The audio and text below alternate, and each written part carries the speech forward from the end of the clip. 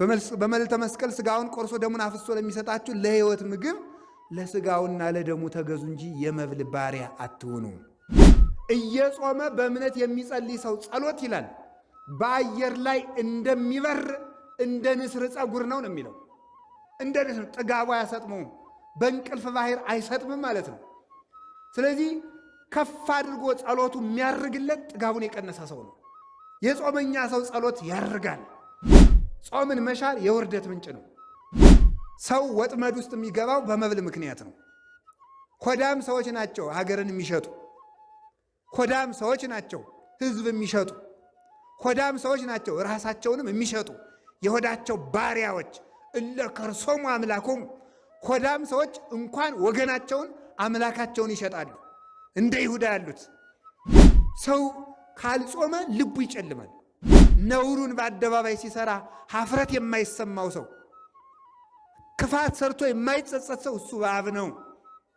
ሆዳም ሰውም እንዲሁ አሳማ ነው። ሰው በቃ እንዲሁ ጥግብ ታምር ፍለጋ ዝም ብሎ ማጥናት ሲያቅት ጊዜ ዝም ብለት እየበላ ለጥበልና እስቲ እንዲያው የጥናት መድኃኒት ምንድን ነው ተበጥብጦ የሚሰጣል እያልክ ተጃጃል። እንግዲህ አታጠናም ተግታ እንቅልፍትን አትቀንስም። እንዲ ተጋድመ እንደ ግንድ እያደርክ እንዲ ነው አብሾ በየት ነው የሚገይበል። እንግዲህ እንዲህ ያለ ነገር የለም። እንዲሁ የሚደገም አለ የእውቀት የድሮ አባቶች የሚጠቀሙት ነበረ።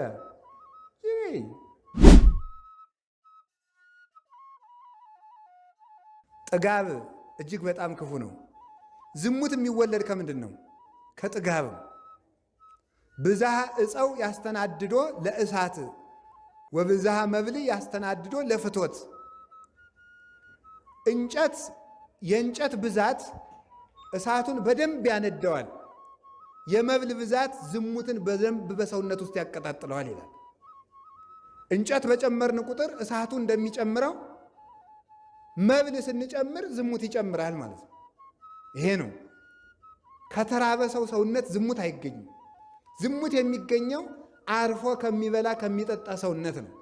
እየበላ ከማይሰድ ከማይጾም ያለመጠን ከሚበላ ከእንዲህ ያለ ሰው ዝሙት ይሰለጥንበታል። ስለዚህ የኖህ ዘመን ሰዎች የክፋታቸው መነሻ ጥጋብ ነው። አብዝተው በሉ። ሲበሉ አንድ ሴት አልበቃቸው አለ። ለሴቶቹ አንድ ወንድ አልበቃቸው አለ።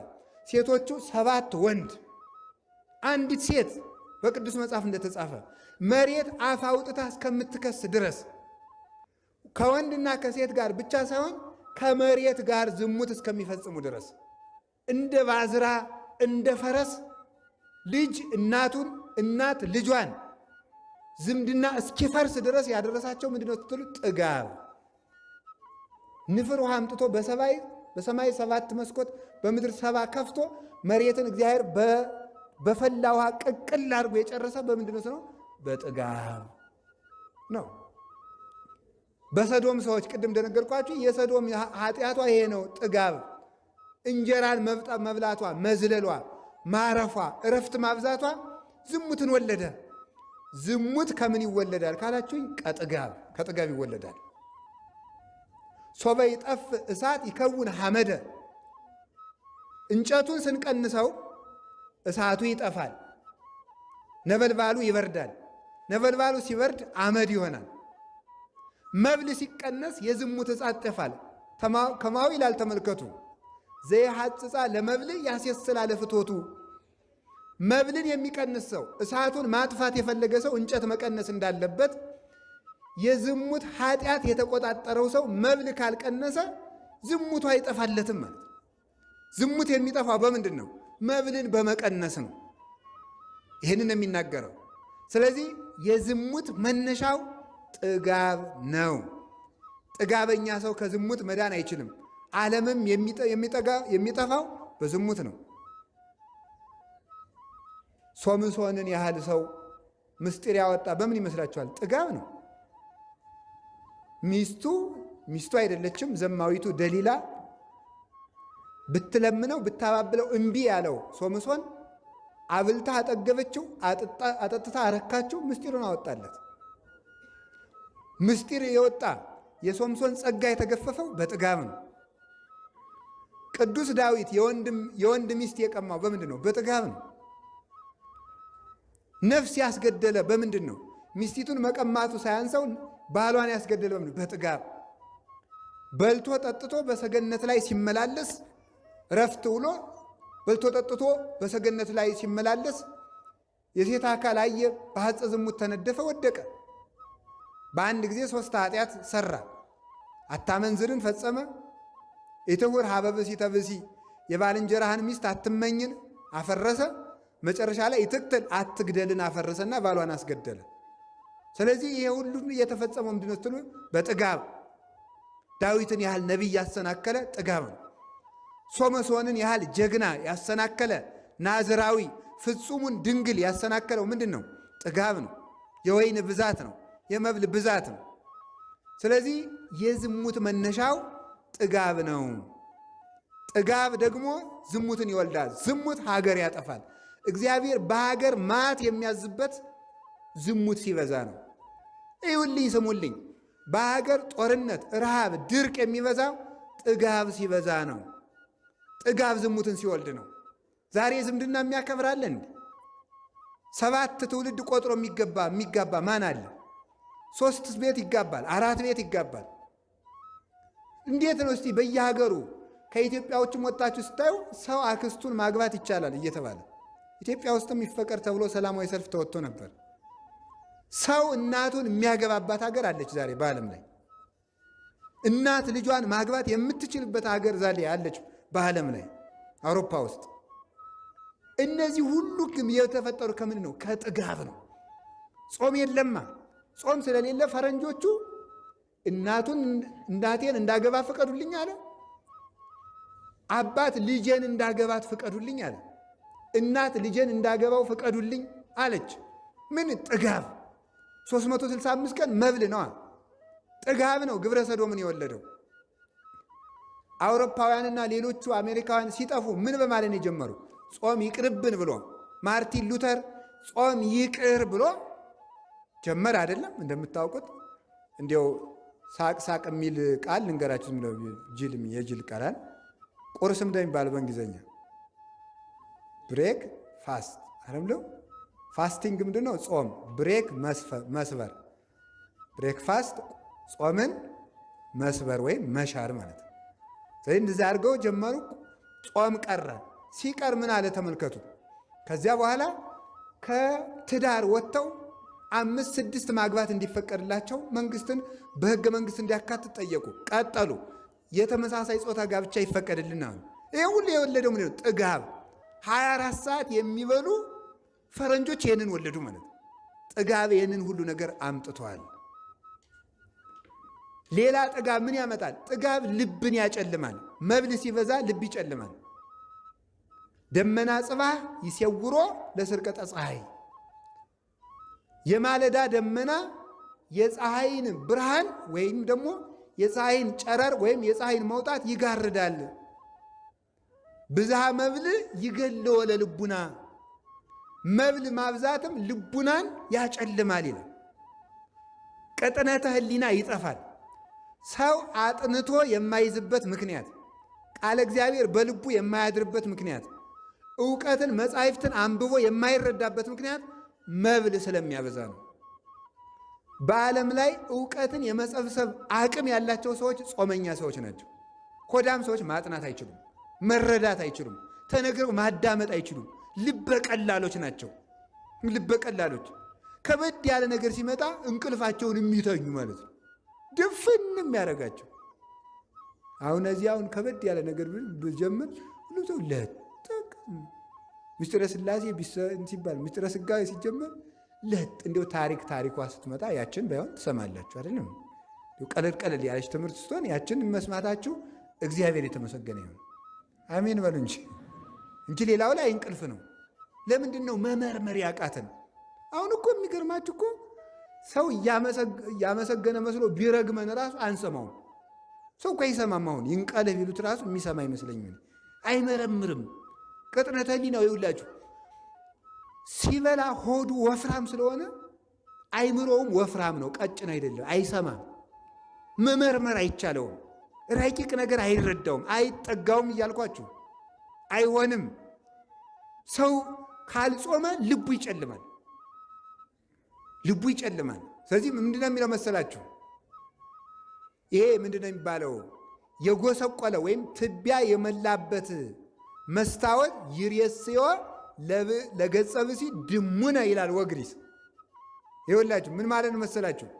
ይሄ ትቢያ የመላበት መስታወት የቀዩን ሰው ፊትም እንኳን ቢሆን ጥቁር ያደርገዋል ይላል። ተመልከቱ፣ ጥቁር ነው የሚያደርገው። ልክ እንደዚህ ሁሉ ብዝሃ መብል ያጸልሞ ለልቡና፣ መብል ማብዛትም እንደዚህ አድርጎ ልብን ያጨልመዋል ይላል። ስለዚህ የእውቀት ማነስ፣ አጥንቶ ያለመረዳት፣ ነገሮችን ያለመመርመር፣ አስተዋይ አለመሆን የሚመነጨው ከመብል ብዛትና ከጥጋብ ነው ማለት ነው። ከጥጋብ ብዛት ነው። አጥንተን የምንረሳ የምንሆነው ለዚያ ነው። ትጋት የሚጠፋው በጥጋብ ምክንያት ነው። ቁሞ መጸለይ፣ ተግቶ ማስቀደስ፣ ነጋ ለኪዳን መሸ ለቁርባን ማለት የሚቀረው በምንድን ነው? በጥጋብ ነው። ተመልከቱ፣ ስጋሁ ለጸዋሚ ኢይትካህሎ ከመ ይኑም ኩላ ሌሊተ መጽሐፈ መነኮሳት የሚለው የጾመኛ ሰው ሰውነት ሌሊቱን ሙሉ ተኝቶ ማደር አይቻለውም ነው የሚለው። የጾመኛ ሰው ሰውነት ሌሊቱን ሙሉ ተኝቶ ማደር አይቻለው። ትጋት የሚወለደው ከጾም ነው። ሰንፍና እንቅልፍ የሚወለደው ከመብል ነው። መብል የቀነሰ ሰው ምን ያደርጋል መስላችሁ? እሱ ልቡና ሁሉ ትጉህ ነው። ሰውነቱ ሁሉ ሸካፋ ነው። ንዝላል አይደለም። ስለዚህ ሰው ተግቶ መጸለይ ይቻለው ዘንድ ምን ማድረግ አለበት? መጾም ይጠበቅበታል። ጥጋብ ደግሞ በአንጻሩ ልብን ያጨልማል። እሱ ብቻ አይደለም። ምድረ ሆፃ ይላል ተመልከቱ። ያበቁል አስዋከ፣ ጭንጫ መሬት እሾህ ያበቅላል። ተመልከቱ። ልቡናው ለስሱ ይላል ተመልከቱ። የስስታም ሰው ልቡናም ክፋትን ያበቅላል ይላል። ክፋት የሚበቅለው ከጥጋብ ነው። ይሁላችሁ ዝሙት ይበቅላል አልኳችሁ፣ ስንፍና ይበቅላል አልኳችሁ። ድንቁርና የሚበቅለው ራሱ ከምንድን ነው? ከጥጋብ ነው። ሰው አላዋቂ የሚሆነው በጥጋብ የተነሳ ያለመጠን በመብላት። ያለመጠን የሚበላ ሰው እውቀት የለውም ፈጽሞ። አንድ ዛሬም በሕይወተ ሥጋ ያሉ አንድ ሊቀ ጳጳስ አሉ፣ በረከታቸው ይድረሰን። ምን ብለው ይናገራሉ? እየበሉ እየጠጡ ብሉያት ሐዲሳትን መረዳት አይቻልም። ተግቶ መጾም ይገባል። ተግቶ ማደር ይገባል። ስለዚህ ትጋት የእውቀት ምንጭ ነው። ረሃብ ደግሞ የትጋት ምንጭ ነው። ጥጋብ የእንቅልፍ ምንጭ ነው። እንቅልፍ ደግሞ የድንቁርና ምንጭ ነው። መብል ባለበት ትጋት የለም። ትጋት በሌለበት እውቀት የለም። እውቀት የሚሰበሰበው በትጋት ነው። ንብን ይዋት ተኝታ አይደለም ያን ሁሉ ማር የምትሰበስበው፣ ተግታ ነው፣ ወታ ወርዳ ነው። ስለዚህ ተመልከቱ፣ ንብ ማርን እንደምትሰበስብ ማር ቃለ እግዚአብሔር የሚሰበሰበው በትጋት ነው። በታምር አይደለም። ገርማል እኮ አሁንስ እንዲያው የማይገባ ነገር ልናገር ነው።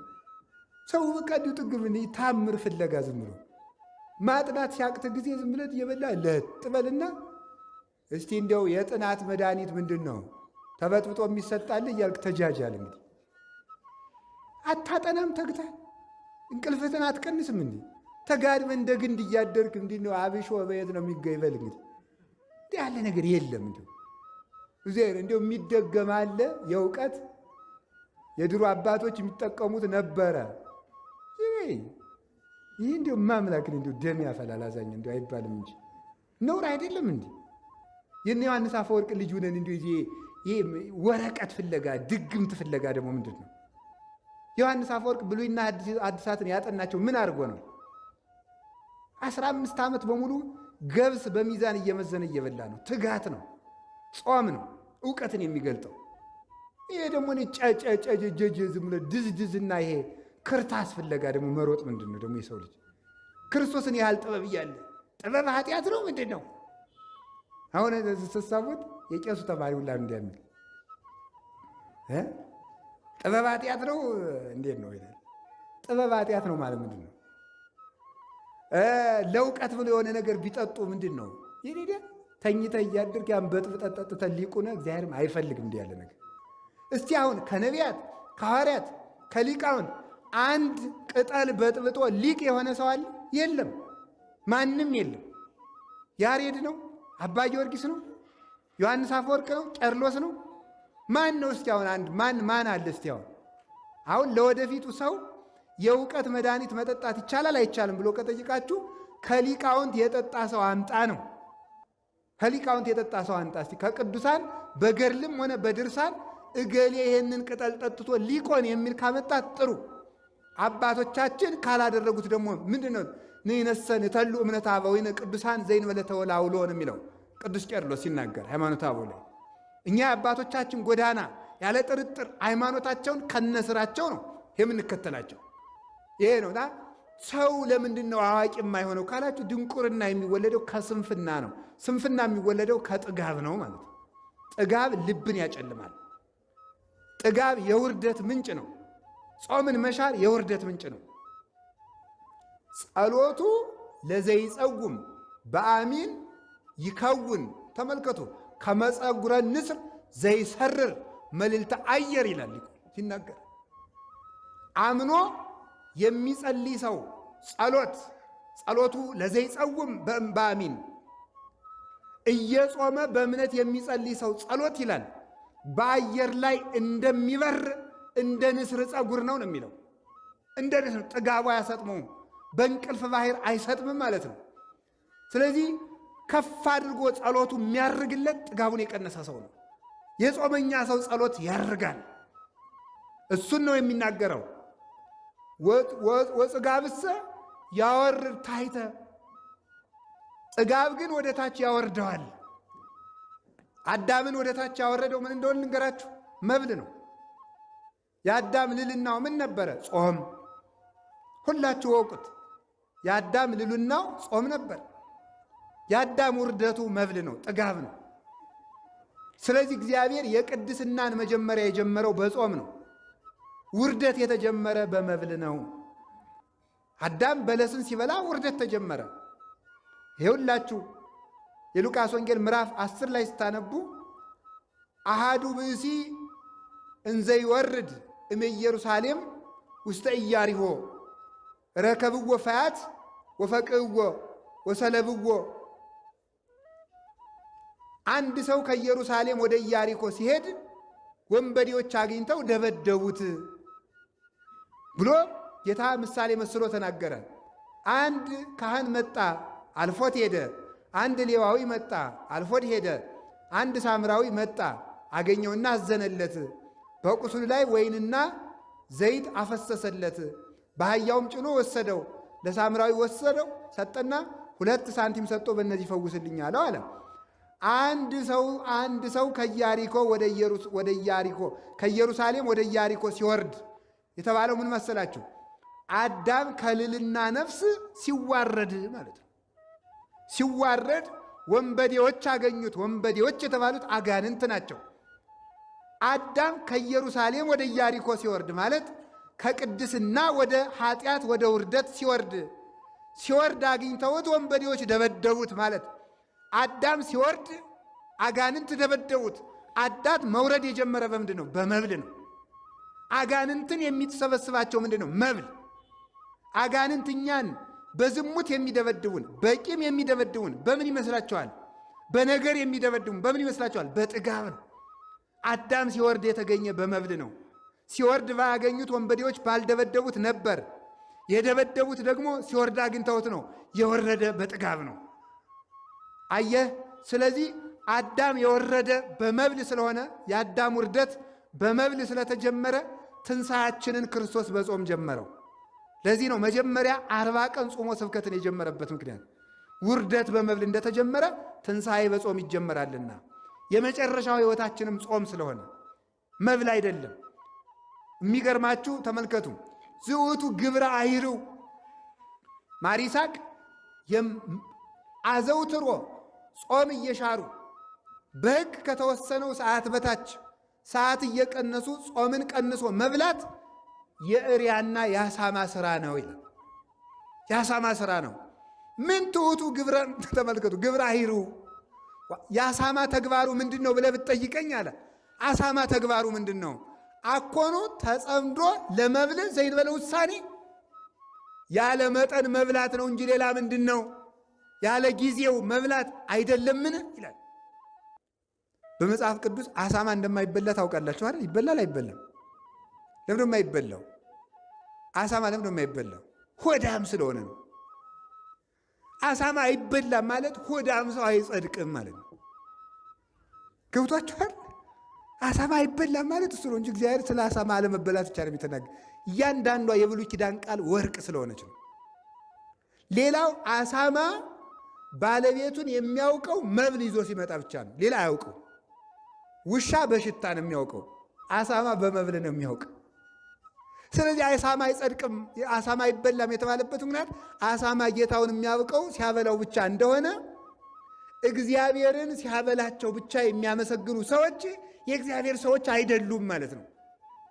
ለዚህ ነበር ጌታም 5 እንጀራ አበርክቶ ካበላ በኋላ እየተከተሉ የፈልጉትን ሰዎች አራራራ እንዲህ እያደረገ የሚያበላ ከሆነስ እናንግሰው። ይሄ ቢራቡ ያመሳል፣ ቢታመሙ ይፈውሳል፣ ቢሞቱ ያነሳል። እንዲህ ያለውን ሰው ቢያነግሱት ምን ይብሳል? እናንግሰው። ሐዋርያት ደግሞ ይዋሃል እኛ እንዝላችኋለን ብለው ነበረ። ደግሞ ተሰወራቸው። ሕዝቡ በመርከብ ተሳፍሮ እየፈለገ ሄደ። መምህር የት ሄደህ ነው? ጠፍተን። አማን አማን ብለክሙ አኮ ዘተሐስሱኒ በእንተ ዘሬክሙ ታምራት። አሁን ትምህርቴን ብላችሁ ነው የመጣችሁ? አሁን ታምራቴን ብላችሁ ነው? አላ በእንተ ዘበላይክሙ ወበእንተ ዘጸገብክሙ ህብስተ፣ በልታችሁ ስለጠገባችሁ ነው የተከተላችሁኝ አላቸው። ስለዚህ ጥጋብ ነው እኔን ያስፈልጋችሁና በመብል የመጣ በመብል ይሄዳል አልፈልግም አላቸው። ተገበሩ እንኮሳ እኮ ለመብል ኃላፊ አላ ለኃላፊ ለጠፊ ምግብ ባሪያ መሆናችሁን ተውት። አላ ለመብል ዘይነብር ለሕይወት ዘላለም ዘይወክም ወልደ እጓለ እመሕያው። የሰው ልጅ ለሚሰጣችሁ በመልዕልተ መስቀል ሥጋውን ቆርሶ ደሙን አፍሶ ለሚሰጣችሁ ለሕይወት ምግብ ለሥጋውና ለደሙ ተገዙ እንጂ የመብል ባሪያ አትሁኑ። አሳማ አይበላምና ለመብል ልባችሁ ክርስቶስን አትፈልጉት ሲል ነው። ሌላው መጽሐፍ ምንድን ነው የሚለው? አዕዋፍ ይሰገሩ በእንተ መብልዖሙ፣ ወፎች የሚጠመዱት በመብል ነው፣ ነፍስ የምትጠመደውም በመብል ነው ይላል። ሰው ወጥመድ ውስጥ የሚገባው በመብል ምክንያት ነው። ሆዳም ሰዎች ናቸው ሀገርን የሚሸጡ፣ ሆዳም ሰዎች ናቸው ሕዝብ የሚሸጡ፣ ሆዳም ሰዎች ናቸው ራሳቸውንም የሚሸጡ፣ የሆዳቸው ባሪያዎች እለ ከርሶሙ አምላኮሙ። ሆዳም ሰዎች እንኳን ወገናቸውን አምላካቸውን ይሸጣሉ። እንደ ይሁዳ ያሉት እለ ከርሶሙ ያመልኩ፣ ሆዳቸውን የሚያመልኩ ብሎ ቅዱስ ጳውሎስ የተናገራቸው እንዲህ ያሉ ሰዎች እባብ ናቸው። የማያፍር ሰውና ሆዳም ሰው እባብ ነው። እባብ መሬትን ይበላል። የሚበሉትን ብቻ እየተከተሉ የሚኖሩ ሰዎች እባብ ናቸው። እባብ አያፍርም፣ በሰው መሃል ሸር ብሎ ይሄዳል። ብእሲ ዘያሐፍር ከይሲ ውእቱ ዘይሴሰይ መሬተ ይላል ማሪሳን።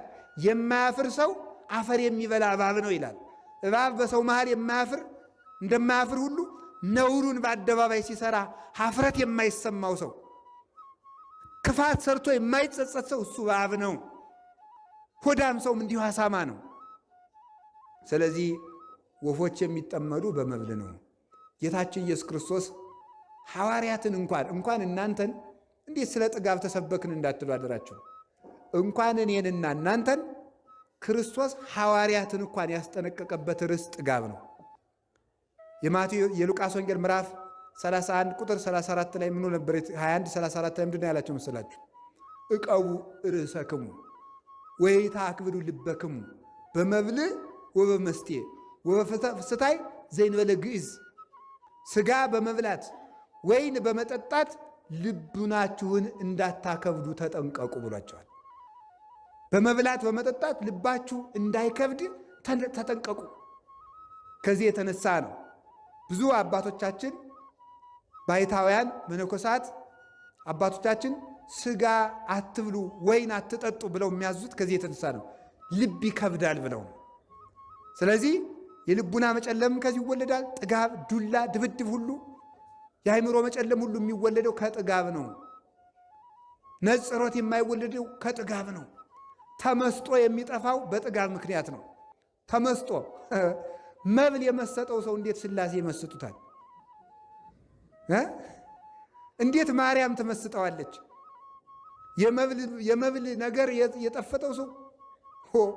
መብል መስጧቸው እኮ ነው የድንግል ማርያም ውበት አልደንቃቸው ብለው ሰዎች የጠፉት። ትዝ አላቸውማ።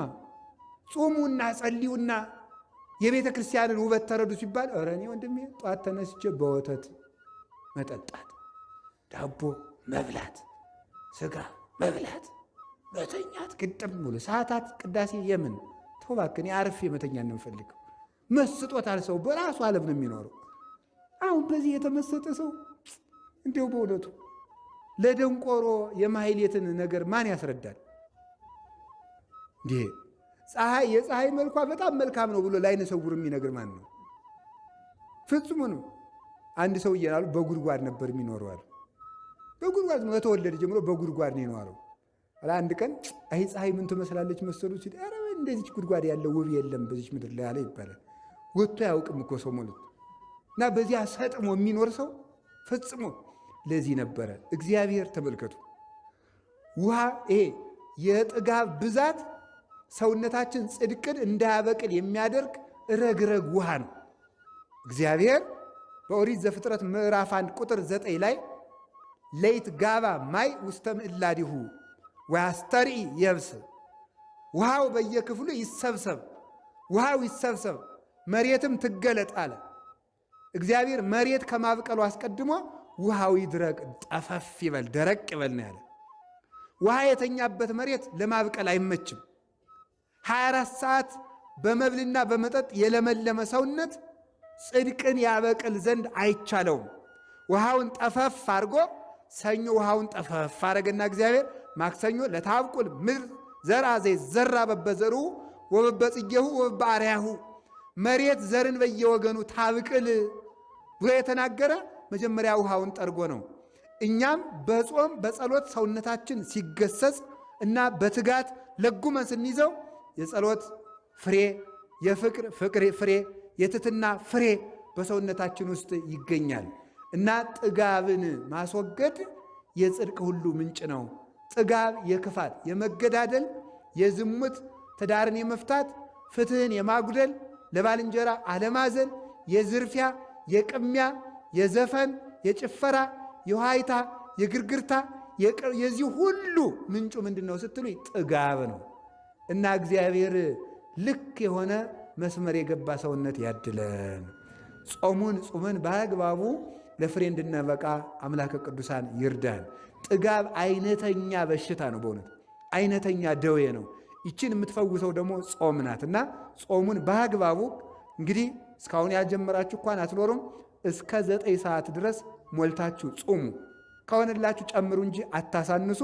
ጾመን ለማበርከት ያብቃን።